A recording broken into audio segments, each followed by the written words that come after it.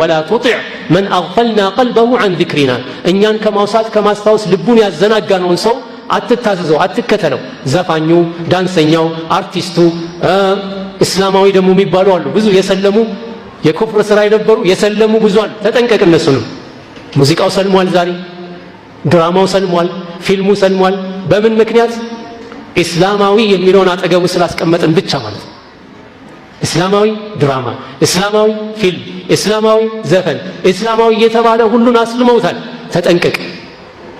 እስላማዊ ብሎ ድራማ፣ እስላማዊ ብሎ ነገር የለም። እስላማዊ የተባሉት በቁርአንና በሱና ላይ የተጠቀሱ ብቻ ናቸው እስላማዊ የሚባሉት። በሰሃባዎች መንገድ የተነገሩ ናቸው እስላማዊ የሚባሉት።